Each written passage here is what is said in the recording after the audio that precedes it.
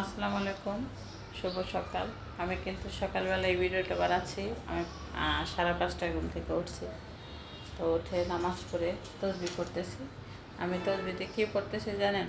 সুবহানাল্লাহি ওয়া বিহামদিহি সুবহানাল্লাহিল আজিম আস্তাগফিরুল্লাহ। এর আগে দরুদ পড়ছি 11 বার। আপনারা যারা সকালবেলা ঘুম থেকে উঠতে নাও পারেন, ধরেন 10টা 11টায় ঘুম থেকে ওঠেন, কোনো সমস্যা নাই, একটু কষ্ট করে উঠে নামাজটা পড়ে আবার শুয়ে পড়বেন। কারণ কি জানেন, নামাজ হচ্ছে বেহেশতের চাবি। কে কখন পৃথিবী থেকে চলে যাব, ধরেন আমি আজকে পৃথিবী থেকে চলে যাব, কিন্তু আমি নামাজটা পড়িনি, তো আল্লাহর কাছে কী হিসাব দেব?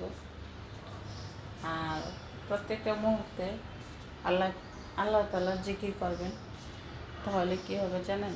আপনাকে আল্লাহ খারাপ কর্মকাণ্ডগুলো থেকে বিরত রাখবে। যেমন আপনার উদ্দেশ্য হচ্ছে আল্লাহ, তার একটা হুন্ডাটা আমার চুরি করতে হবে, এরকম একটা উদ্দেশ্য থাকে না অনেকেরই? ছুটতো এই উদ্দেশ্য নিয়ে থাকে, তখন এই উদ্দেশ্যটা তখন আর আপনার মনে থাকবে না। তখন কি মনে হবে জানেন? যে আল্লাহ, তুমি ওকে একটা বাইক দিয়েছো, আমাকে একটা সাইকেল কেনার ক্ষমতা দিও, অথবা আমাকে একটা গাড়ি কেনার ক্ষমতা দিও।